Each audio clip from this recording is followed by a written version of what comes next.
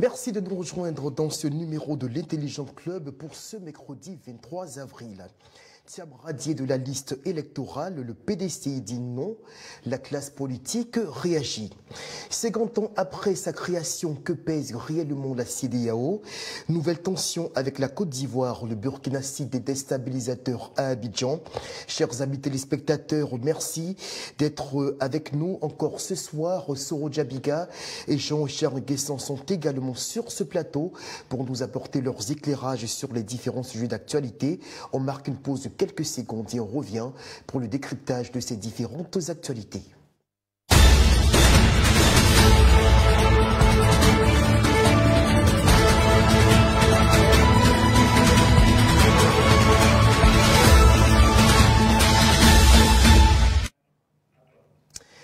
Quelques heures après l'annonce officielle du verdict qui ordonnait son retrait de la liste électorale, le président du PDCI RDA, Tidjane Thiam, dénonçait une forfaiture dans une vidéo. Pas question pour lui d'accepter sa radiation de la liste électorale. On suit cet extrait dans lequel il réagissait. C'était hier, mardi 22 avril. En fait, ce qui se passe, c'est que le pouvoir vient simplement d'éliminer, à travers un raisonnement juridique inique et incompréhensible, son rival le plus sérieux, ainsi que les sondages le démontrent. Ce n'est pas normal, et ce n'est pas l'image que je souhaite que notre pays donne de lui-même. Je n'accepterai pas cette radiation, parce qu'elle est injuste, injustifiée et incompréhensible. Soyez assurés que je suis absolument déterminé à être candidat à la présidence de la République. Le président Oufoué, je l'ai cité dans certaines de mes interventions passées, disait parfois, dans les moments graves, c'est une question de dignité, quand il voulait tracer une ligne rouge, à ne pas dépasser. Eh bien, mes chères sœurs, mes chers frères, je vous dis ce soir, la possibilité pour les Ivoiriennes et les Ivoiriens de choisir en toute liberté, sans crainte, celui ou celle qui doit les diriger, eh bien, c'est une question de dignité. Vous pouvez compter sur moi pour mener ce combat, et je ne doute pas qu'à la fin de ce combat, vous me porterez, par vos suffrages, de façon démocratique et libre, à la présidence de la République. Je suis absolument déterminé à mener ce combat. Tidjane Thiam, malgré la décision de la justice, s'accroche à son élection en tant que candidat du PDCI RDA pour la présidentielle d'octobre 2025. Soro Djabiga, votre commentaire après ces propos tenus par le président du PDCI RDA?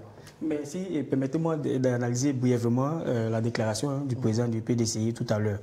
D'abord, dans la forme, on voyait un Tidjane Thiam très serein et très engagé lorsqu'il disait « Rassurez-vous, croyez en moi, je suis engagé ».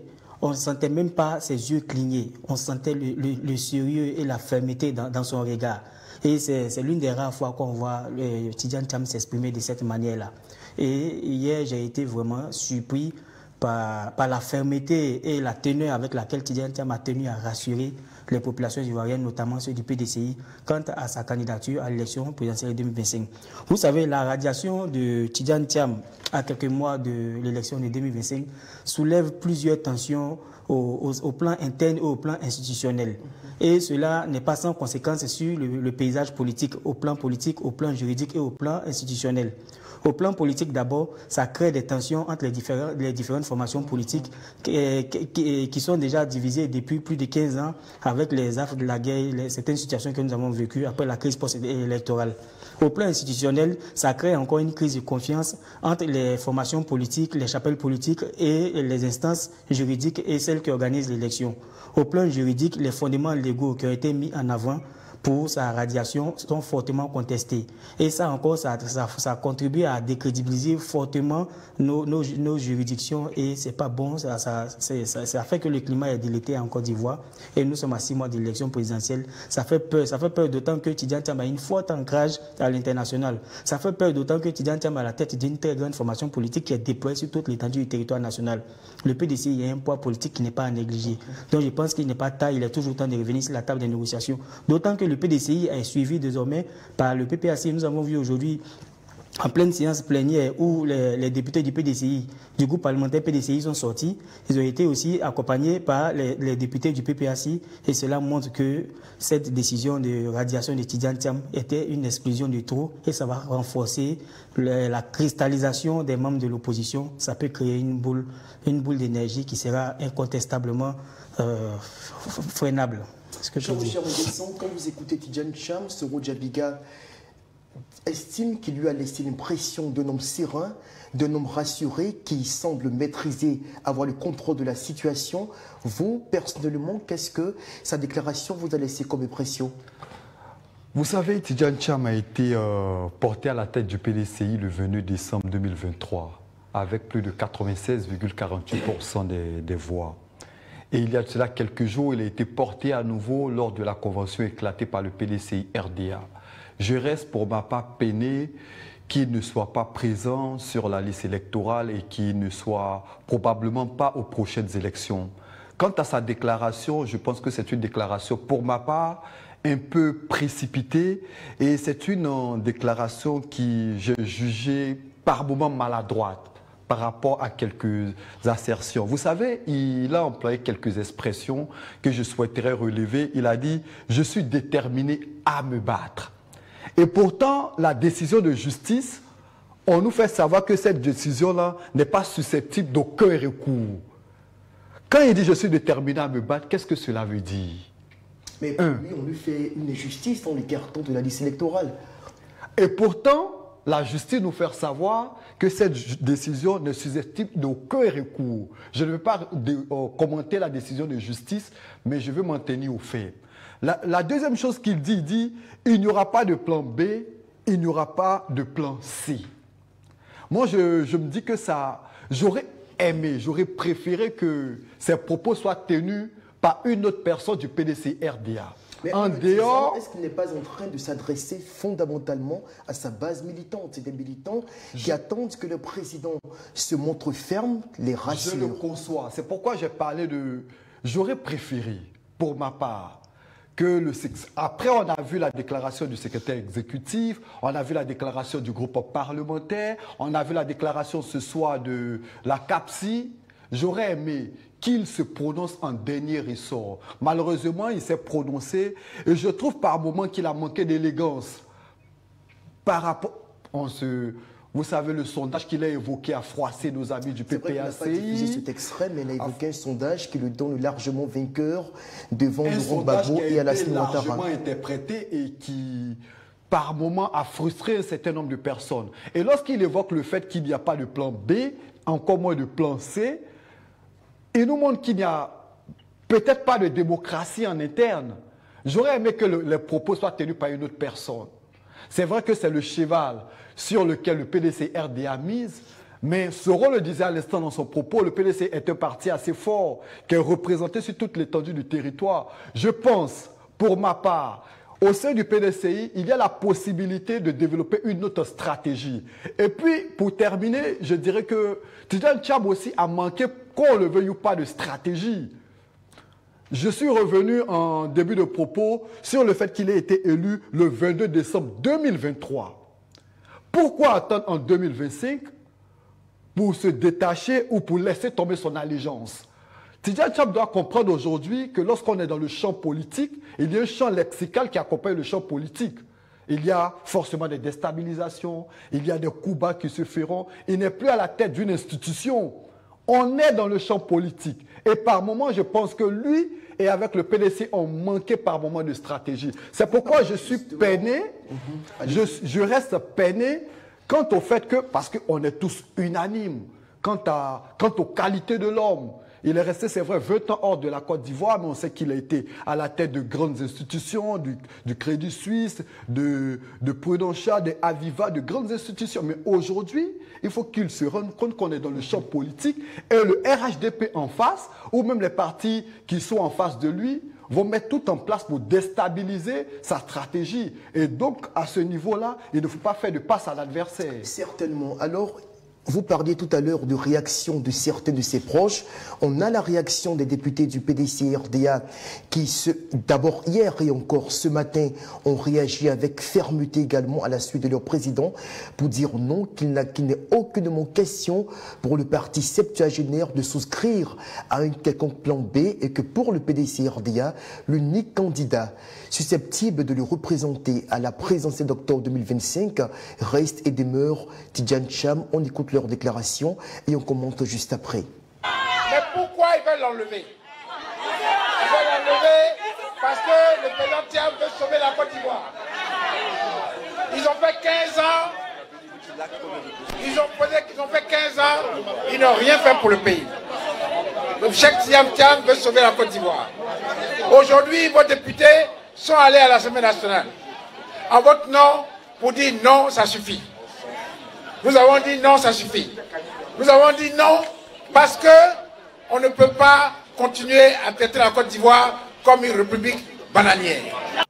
Soro Djabiga, à l'instant, c'était le député Do Simon qui s'exprimait au nom des députés du PDC RDA présents à l'Assemblée nationale ivoirienne. Et là, on a assisté ce matin, dans la matinée de ce jeudi 23 avril, à une mobilisation exceptionnelle des militants du parti qui, de façon spontanée, se sont massés à l'intérieur de la permanence du PDC RDA dans le quartier des affaires du plateau pour soutenir leurs députés et dire « Nous souhaitons, comme vous, que notre unique candidat soit Tidjane Cham. Quel est votre avis sur la mobilisation auquel on a assisté ce matin? » C'est vrai qu'ils étaient encadrés au sein d'un endroit de la permanence du parti au plateau. Mais cette manifestation est une grande manifestation parce qu'elle a été conduite par des députés qui représentent des bastions sociologiques sur pratiquement toute l'étendue du territoire national. Donc, à travers la déclaration du député Do Simon, c'est pratiquement toutes les bases du PDCI qui expriment son ras-le-bol, qui est fâché et qui exprime son dégoût devant cette tentative entre griffes de manipulation de l'appareil judiciaire. Bon, on va rappeler, selon les arguments qui ont été évoqués hier, après l'annonce de la radiation de Tidjane Thiam, nous allons rappeler que l'argument selon lequel Tidjane Thiam a été rejeté est que il a été naturalisé en 1987. En 1996, Tidjane Thiam était ministre de l'État du gouvernement du président Henri Konan Bédié. Être naturalisé français en 1987 et en 1996, on est ministre du gouvernement. On est DG d'un grand poste au plan national. Et comment on peut justifier cette incongruité-là? Et après, en 2023, on revient encore, on est inscrit sur la liste électorale, on a un passeport ivoirien, on a une CNI. C'est à croire que l'État ivoirien veut se prévaloir de ses propres turpitudes, parce que si vous estimez qu'il a perdu sa nationalité et que vous lui permettez encore d'être sur le fichier électoral, de voyager à travers le pays, de candidater même pour être président du parti du PDCI, je pense que cette situation remet en cause plusieurs institutions de l'État de Côte d'Ivoire. Et si on a acté la radiation de Tidjane Thiam de la liste électorale, je pense qu'on doit acter aussi la dissolution de toutes ces institutions-là qui ont permis qu'il soit sur la liste électorale, qu'il ait un passeport, qu'il ait une CNI. Et c'est aberrant. Je pense qu'il faut qu'on soit cohérent au plan politique. Il ne faut pas qu'on voit ceux qui ne sont pas du même bord que nous comme des adversaires ou comme des ennemis. Il faudrait qu'on les voit comme des partenaires au développement du pays. À force de les voir comme des adversaires ou comme des ennemis, on commence à avoir des tendances, on commence à avoir des idées qui sont pas bonnes pour la cohésion sociale et même pour le développement du pays.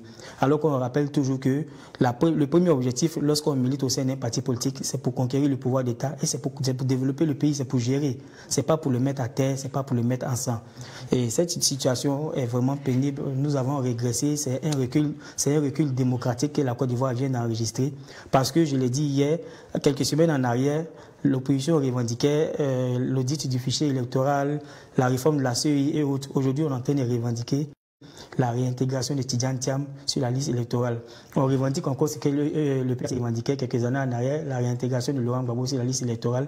Et aujourd'hui, s'il n'y a pas Tidjane Thiam sur la liste électorale, s'il n'y a pas Laurent Gbagbo, s'il n'y a pas Charles Blé Goudé, s'il n'y a pas Guillaume Soro, on n'est pas devant une démocratie. Ça fait certainement un peu de trop. Jean-Richard Nguessan, juste pour préciser que Thiam a intégré le gouvernement de Henri Konan Bédié en tant que ministre du Plan et du Développement en 1998.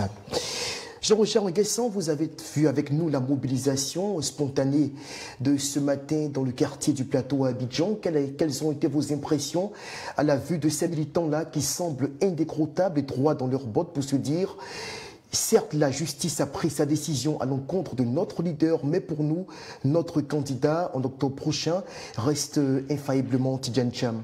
Vous savez, le PDC-RDA est un parti qui a connu bien de situations, qui a connu bien de bouleversements depuis sa création dans les années 40. Mais n'empêche que c'est un parti qui a toujours su se réinventer. Aujourd'hui, Tidjane Thiam, depuis qu'il a fait son apparition sur le champ politique, est confronté à bien de situations, à bien de procédures judiciaires. Aujourd'hui, on nous parle de sa radiation de sa liste électorale, ce qui veut dire de facto qu'il ne sera pas candidat pour les prochaines élections.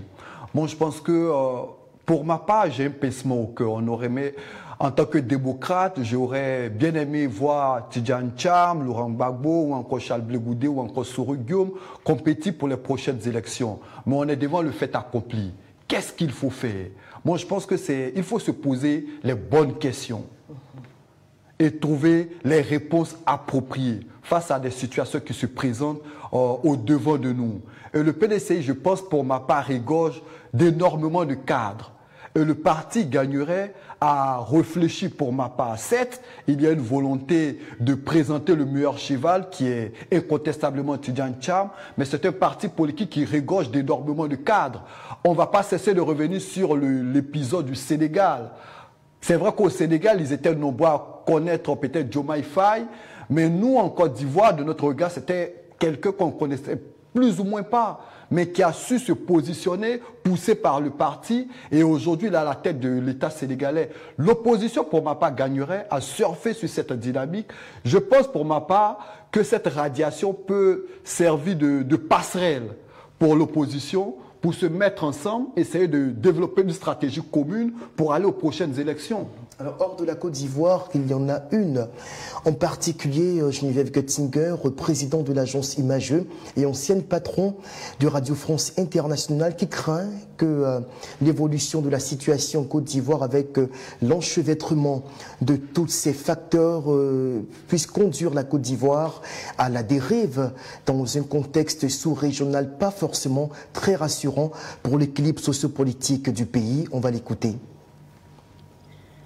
Ces propos n'ont en réalité aucun sens. Ils sont la résultante de la dégradation de la situation sécuritaire dans ce pays, comme d'ailleurs dans le reste de la Confédération des États du Sahel.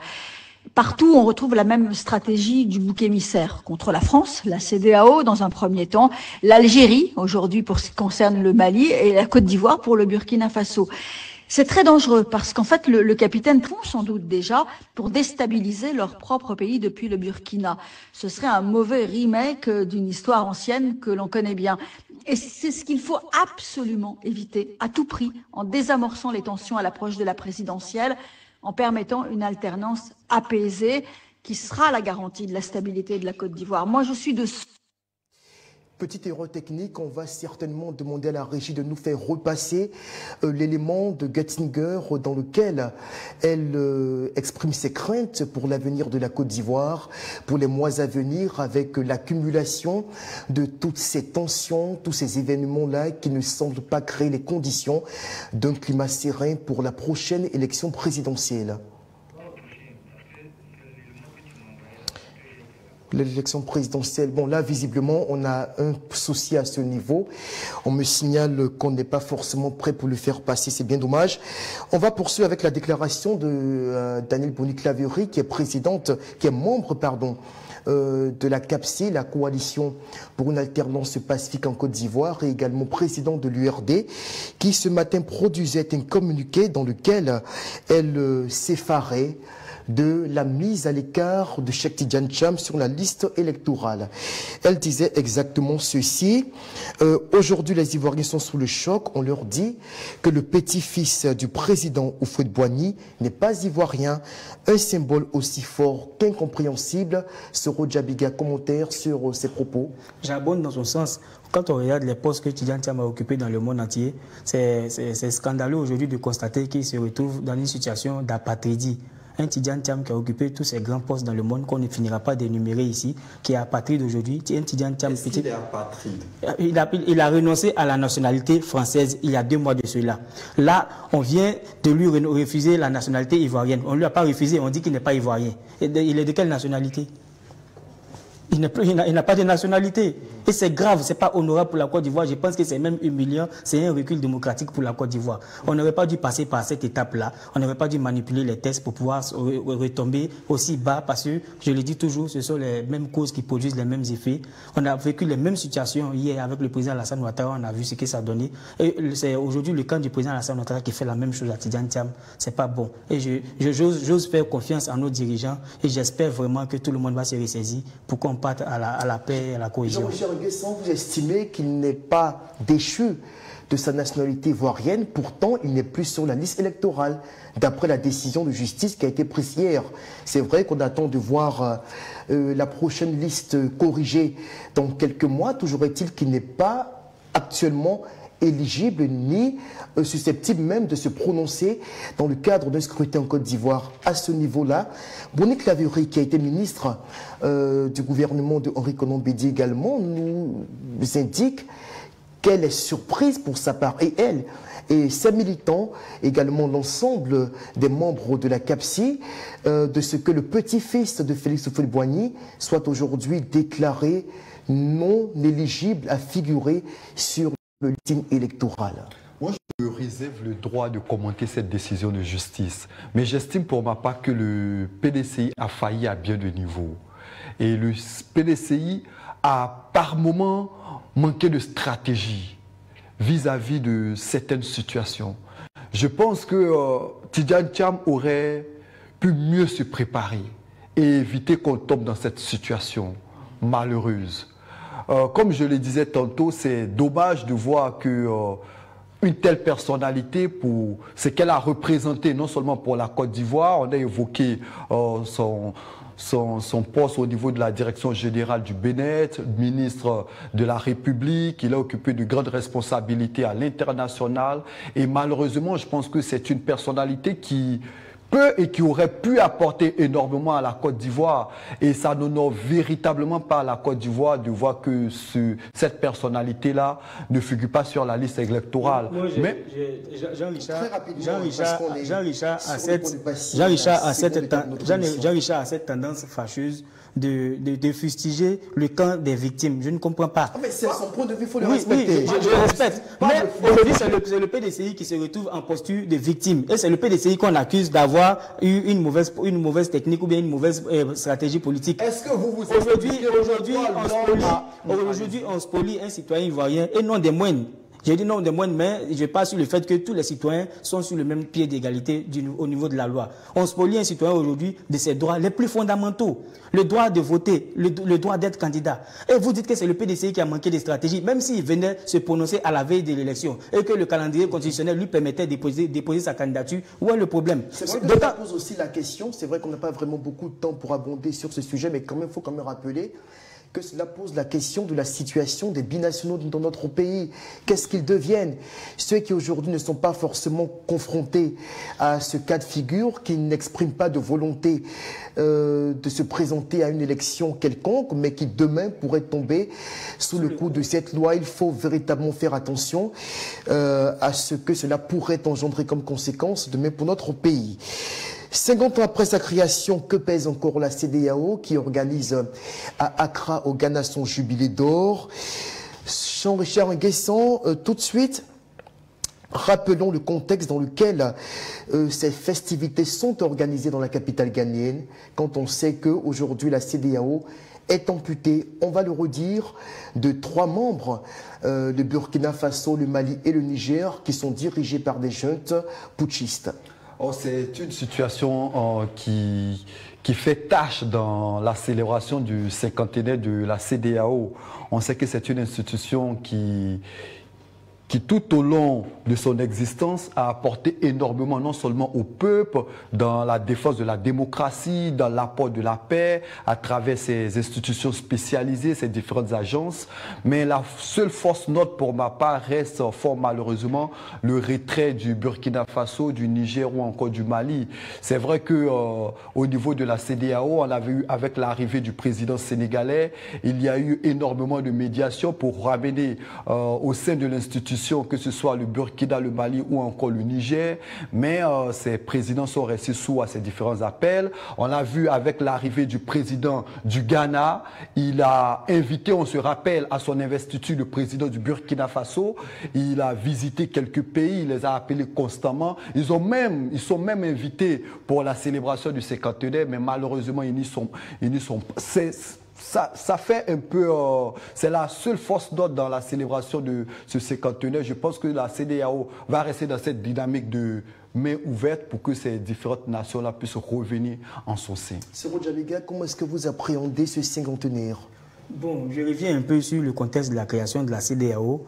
Et la CEDEAO a fait rêver lors de sa création, créée en 1975. La CEDEAO a longtemps incarné une institution sous-régionale qui a favorisé une certaine interaction entre tous les peuples de cette partie du monde entier là.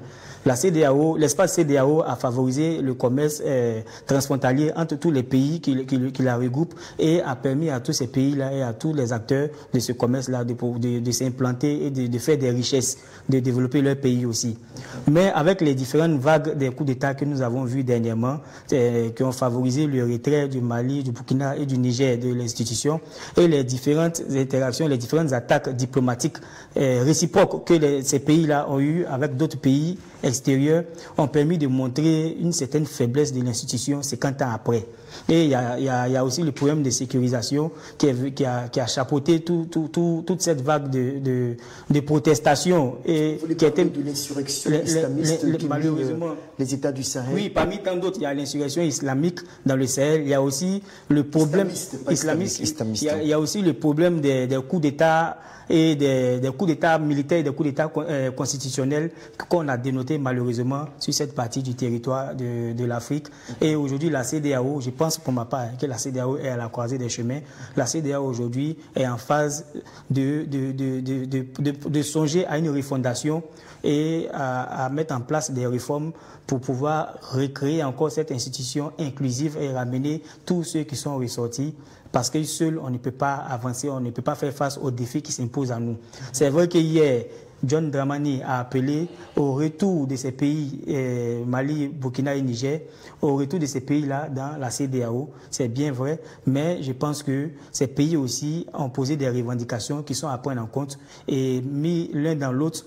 On pourra conjuguer nos efforts pour pouvoir... Rapidement, avant qu'on nous passe la parole à Jean Richard, quelles sont ces revendications? D'abord, c'est au plan sécuritaire. Ces pays, les pays, notamment le Mali, le Burkina et le Niger, ont estimé qu'elles sont en situation exceptionnelle, qu'il y a une situation de guerre et qu'elles ne pouvaient pas accepter les sanctions qui leur ont été imposées par la CEDEAO. Les sanctions ont été levées depuis longtemps. Oui, les sanctions ont été levées, mais ces pays ont gardé des mouvements d'humeur. Quelle autre revendication encore qui pose problème aujourd'hui? Non, ces pays ont été asphyxiés aussi au plan économique. Tout ça fait partie des sanctions. C'est vrai que ces revendications ont été levées. Mais il y a le problème véritable qui se pose, c'est que ces pays aujourd'hui n'ont pas confiance en la CEDEAO. J'allais en venir aussi. Il faut créer ça, c'est un problème institutionnel. Les élections? Non, ce n'est pas là le problème. Okay. C'est un problème institutionnel. Il faut créer un cadre de confiance entre ces pays et la CEDEAO.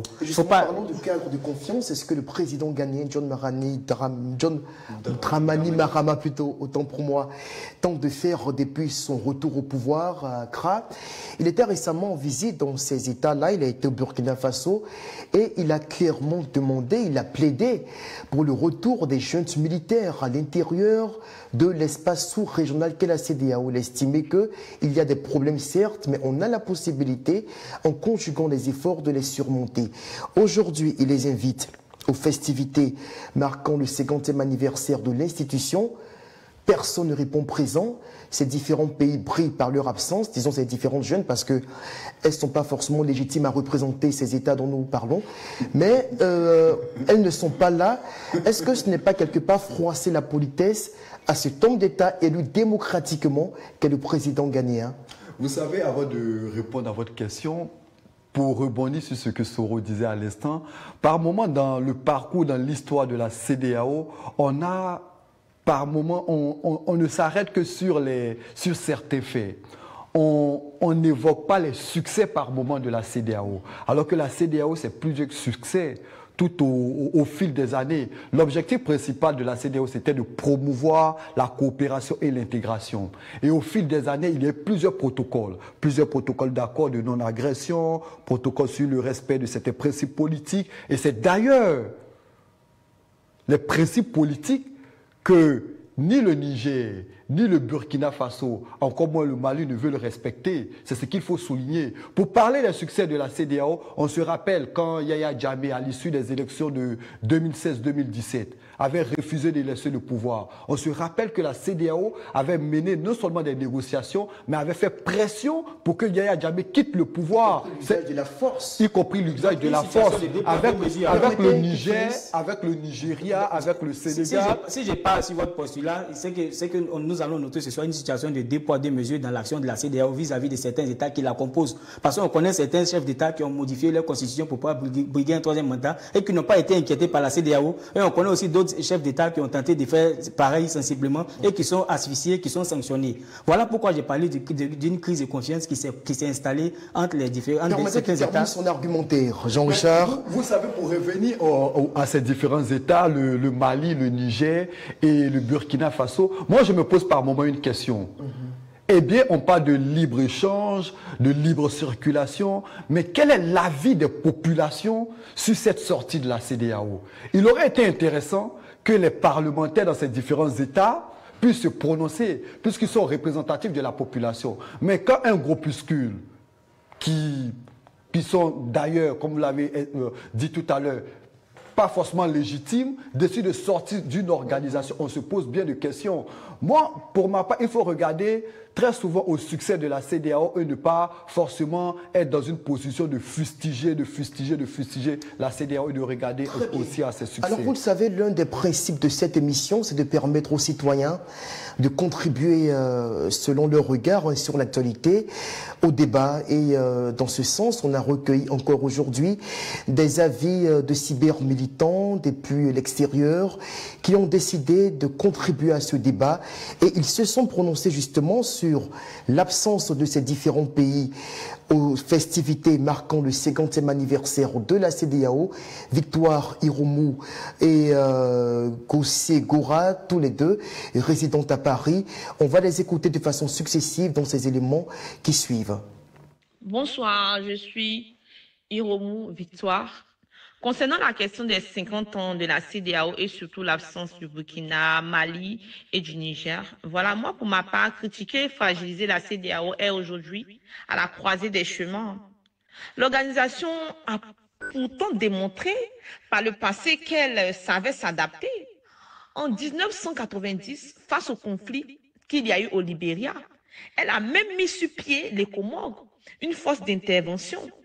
9 ans plus tard, elle ouvre un enjeu sécuritaire en adoptant un protocole relatif aux questions de paix et de sécurité. Voilà, avant d'adopter en 2001 un autre protocole consacré cette fois-ci à la démocratie pour sa bonne gouvernance. Et pour ajouter, avec la venue de l'AIS, voilà, la naissance de l'AIS, ça suivit désormais un enjeu pour continuer à exister et faire entendre sa voix. L'organisation n'a d'autre choix de se réformer en profondeur. Hein. Voilà, notamment de retourner vers celle qu'elle avait prônée dès le départ. C'est-à-dire plus d'intégration économique et politique et à donc retourner vers la population, vers ces populations en fait, et à donner la visibilité sur ses actions. Beaucoup de personnes, malheureusement, ne savent pas ce qu'est la CEDEAO. Et je pense, pour ma part, que c'est un gros déficit de communication. Voilà, merci. Je suis Gossé Henrik Gora, mon nom à l'état civil, je suis ivoirien d'origine. Je suis un cyber-militant. Je me prononce sur les 50 ans de la CEDEAO. En retrait, les trois pays membres de l'AES. Voilà, la CEDEAO a été une organisation mise en place qui devait permettre d'améliorer le niveau de vie des populations, d'assurer la croissance économique et de promouvoir les relations entre les États membres et contribuer au progrès et au développement global du continent africain. Mais moi, dans ce sens-là, c'est vrai, c'est une organisation qui a été mise en place. Mais s'il n'y a pas à la tête des États membres, des dirigeants responsables qui se prennent au sérieux, comment allons-nous arriver à cette étape-là? Voilà. Il faut des dirigeants sérieux, il faut des dirigeants concrets qui luttent pour la bonne cause de leur population et qui mettent d'abord en premier la situation de leur population et qui établissent les lois comme il se doit. Voilà, mais il ne faut pas avoir à la tête d'un pays des voyous. Les avis sont donc très mitigés de la part des populations sur l'état actuel de la CEDEAO, 50 ans après sa création. Soro Djabiga, est-ce qu'aujourd'hui cette institution, vous plaidez tout à l'heure pour sa refondation, le terme est d'ailleurs très bien choisi, est-ce qu'elle est capable, telle que vous la voyez, dans sa posture actuelle, de faire face aux défis électoraux? Nous sommes en année électorale en Côte d'Ivoire. Il y aura d'autres élections dans les temps à venir dans d'autres pays de la sous-région. Aux défis sécuritaires, parce qu'on est confronté à une crise djihadiste qui tente à s'étendre jusqu'au golfe de Guinée. Ensuite, aux défis économiques, notamment avec la création de la monnaie unique, l'ECO. La CEDEAO, à son état actuel, ne peut pas faire face aux différents défis que vous avez évoqués. D'abord, les élections dans les différents pays qui la composent et le défi sécuritaire aussi. Voilà pourquoi j'ai parlé de refondation. C'est pourquoi je retiens la chute de Gossé Gouran qui a dit qu'il faut des dirigeants forts à la tête de nos États. Il ne faut pas qu'on ait l'impression que la CEDEAO est là pour privilégier ses rapports avec les chefs d'État ou ses rapports avec l'exécutif des différents pays qui la composent.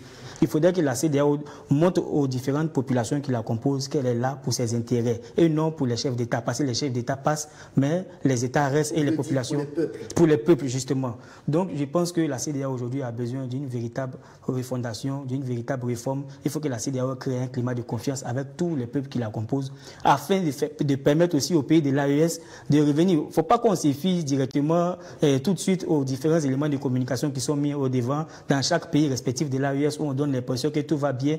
Il y a des réalités qui sont là. Ce sont des pays pauvres qui sont en guerre, qui mènent une guerre asymétrique contre des terroristes.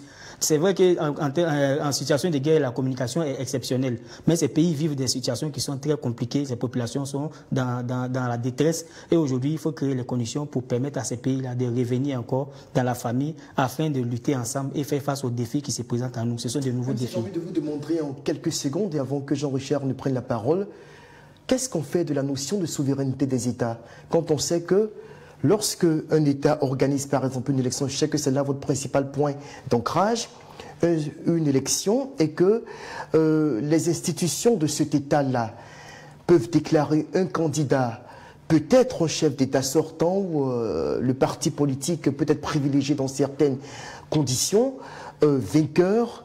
Que fait la CEDEAO? Qu'est-ce qu'elle a comme moyen de pression pour faire respecter la démocratie? Vous venez encore ajouter un élément à ce que je venais de dire. La question de la souveraineté des États est inhérente à tous les pays de l'Afrique, sinon à tous les pays de la CEDEAO. Parce que dans plusieurs élections en Afrique, on constate souvent des poches de résistance ou des poches de contestation vis-à-vis des décisions des institutions qui incarnent l'élection ou bien qui organisent l'élection. Et face à cette situation, la CEDEAO ne s'est pas montrée assez forte.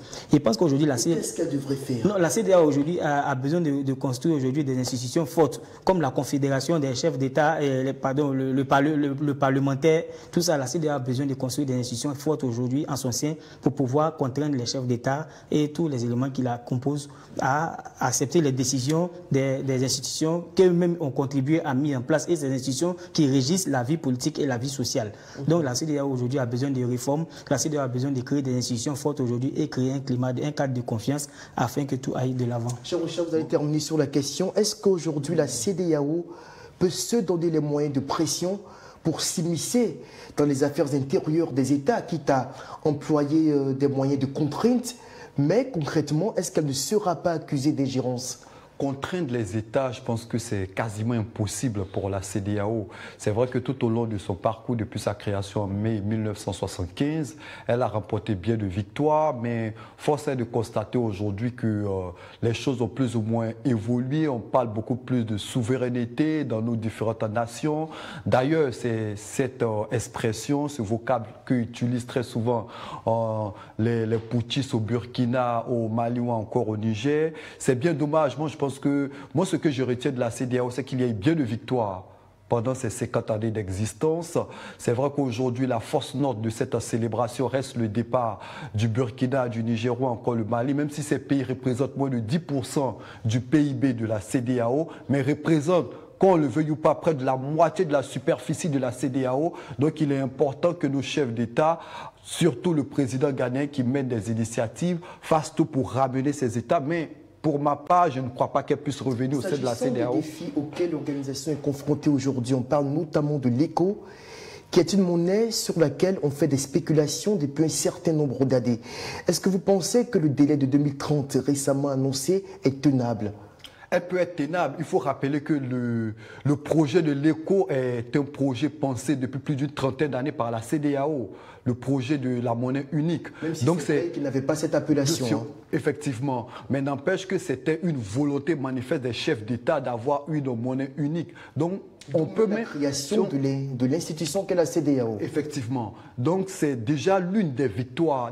Déjà, cette volonté de migrer vers une monnaie unique est déjà une victoire. Est-ce que ces différents États qui décident de quitter aujourd'hui la CEDEAO accepteront de laisser les monnaies, les bienfaits, les acquis tout au long de ces années-là de la CEDEAO? On attend de voir. D'abord, qu'il commence, pardon, je voulais parler des jeunes militaires, à créer leur propre monnaie. Jusqu'à présent, la monnaie de l'AES tarde à se faire voir. Alors, nouvelle tension Côte d'Ivoire-Burkina Faso. Le Burkina qui accuse encore la Côte d'Ivoire de vouloir la déstabiliser. Enfin, quand je parle du Burkina Faso, il faut préciser que c'est la junte militaire burkinabé qui accuse la Côte d'Ivoire d'une énième tentative de déstabilisation. On va suivre un extrait de la vidéo du porte-parole du gouvernement burkinabé, du gouvernement putschiste burkinabé, Mahamadou Sana, qui estime que les déstabilisateurs qu'ils auraient identifiés auraient trouvé refuge sur le sol ivoirien.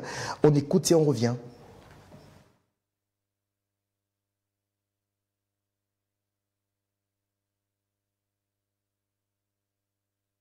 Tant que la régie positionne la vidéo en question, Soro Djabiga, encore une énième accusation contre la Côte d'Ivoire.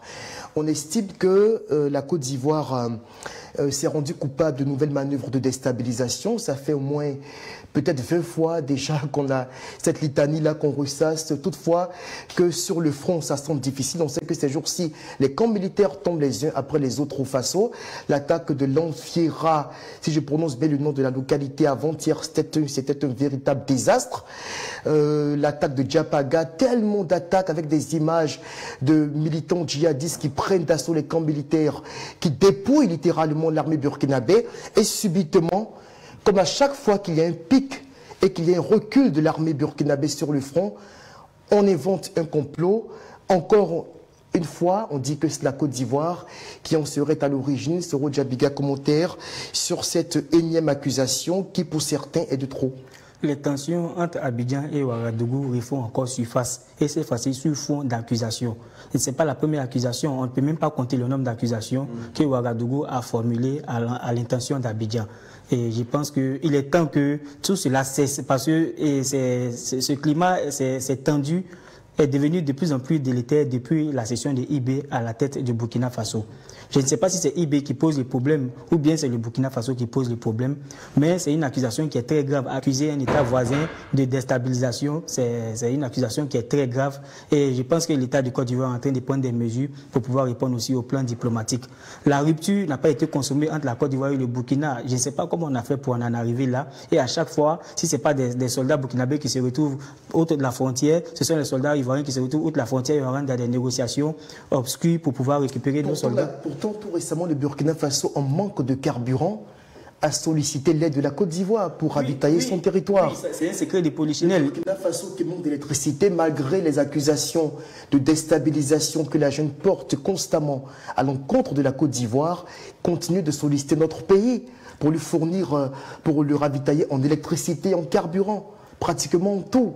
Ceci est un secret de polichinelle. Le Burkina Faso et le Mali ont été toujours tributaires de la Côte d'Ivoire sur les questions énergétiques. Mais en tant qu'Ivoiriens, nous ne pouvons pas continuer d'accepter qu'on nous accuse de tentatives de déstabilisation. Ça touche à notre foi patriotique. Et très bien.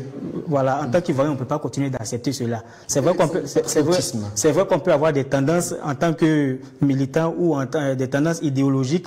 On peut se rejoindre sur les notions de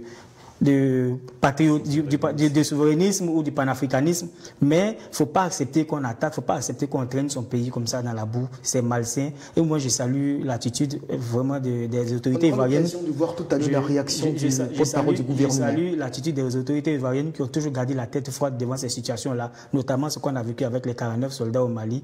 Chapeau au chef d'État, chapeau au ministre de la Défense qui a fait preuve de maestria dans les méthodes diplomatiques pour pouvoir régler ces problèmes-là.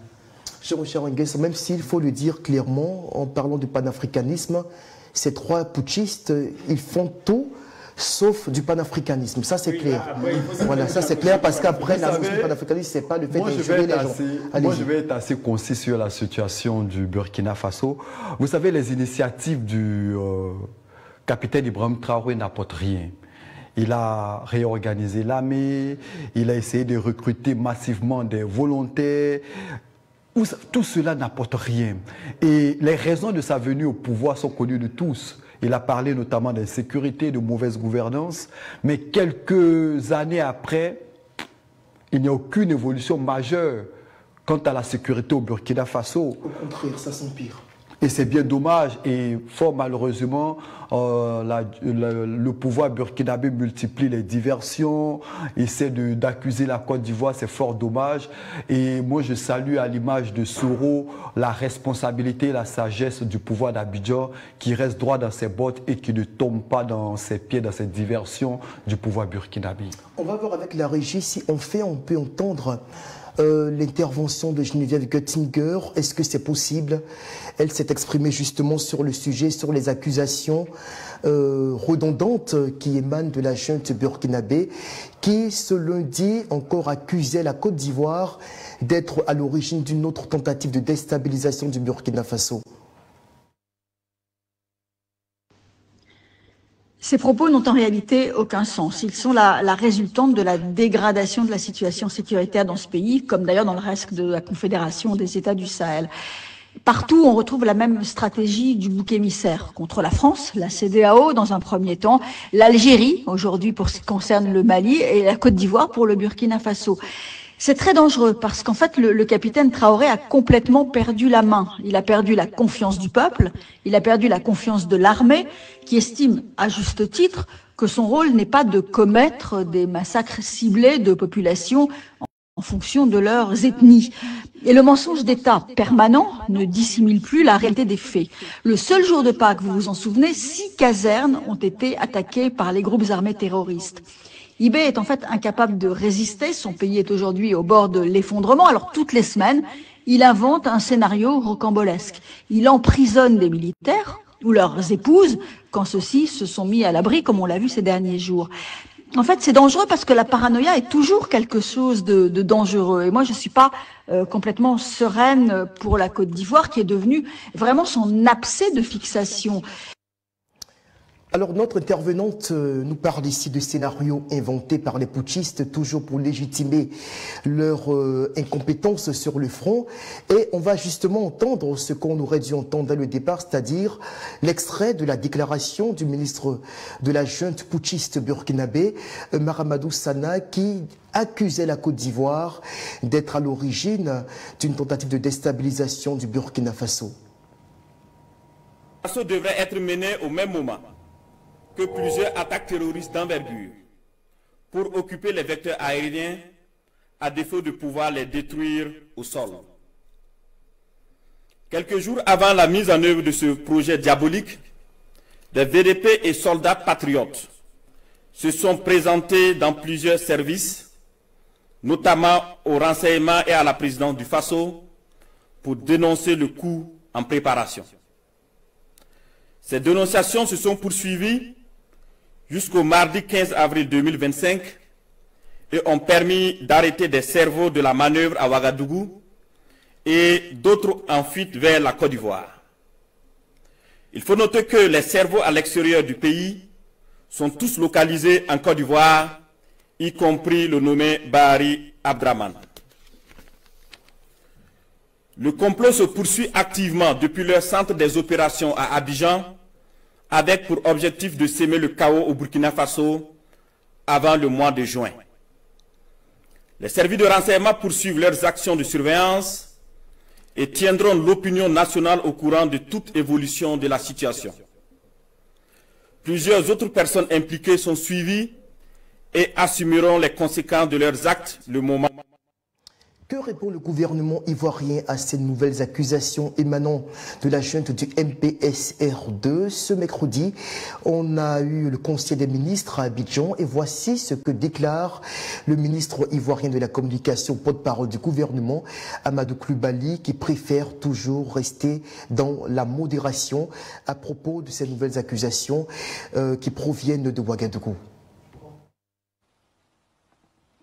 Pour ce qui est de l'accusation du Burkina, je ne sais plus à laquelle accusation on est. Hein.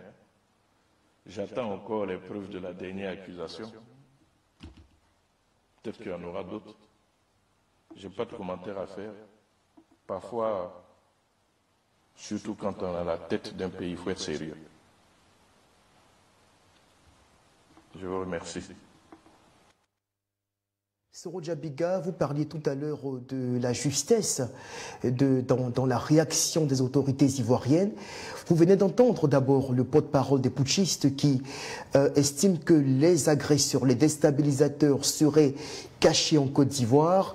Et dans le même temps, le gouvernement ivoirien qui ne veut pas donner dans l'agressivité, qui estime qu'il faudrait que les putschistes reviennent à la raison, qui jouent toujours la tempérance. Quelle est votre réaction à la suite de ces deux réactions-là qui contrastent réellement? D'abord, je vais réitérer mon propos. Je salue le sens des responsabilités diplomatiques de l'État ivoirien. Vous savez, avec l'aide des nouvelles technologies, rien ne peut se cacher. Il y a une photo qui a circulé, qui a fuité sur les réseaux sociaux depuis le début de la semaine, celle de Alpha Bari, l'opposant en question, qui a été nommé par le porte-parole du gouvernement burkinabé. Mais ce monsieur-là, c'est quelqu'un qui a fait toutes ses classes en Côte d'Ivoire. Il a fréquenté ici à Katiola. Il était indexé. Il a fait toutes ses classes. Il a fait toutes ses classes en Côte d'Ivoire. Il a fréquenté ici. Je ne sais pas pourquoi les gens s'étonnent aujourd'hui de le voir en Côte d'Ivoire. Ce n'est pas un fait nouveau. Donc, je ne veux pas que l'État burkinabé continue de se plonger la tête dans les victimisations et des accusations dilatoires, alors qu'ils ont un véritable problème chez eux, qui est la lutte contre le terrorisme. Donc, j'abonde dans le sens du porte-parole du gouvernement. On continue d'attendre leurs preuves. Moi, je retiens tout simplement et je salue la sagesse, la modération, la tempérance et surtout la maîtrise de soi de l'État de Côte d'Ivoire qui, en dépit de ces accusations qui se multiplient, reste dans la sagesse et la modération. Très bien, la Côte d'Ivoire qui préfère jouer la carte de l'apaisement en dépit de toutes ces accusations et qui attend toujours les preuves, les fameuses preuves qu'on attend de recevoir depuis au moins 1 an, sinon au moins 2 ans, de la part d'Ibrahim Traoré. Entre-temps, en attendant que les preuves arrivent enfin, peut-être demain sur notre plateau, on va se dire au revoir et puis saluer tous ceux qui nous ont suivis, que ce soit à Abidjan, à Paris ou partout ailleurs dans le monde. Au revoir et à demain.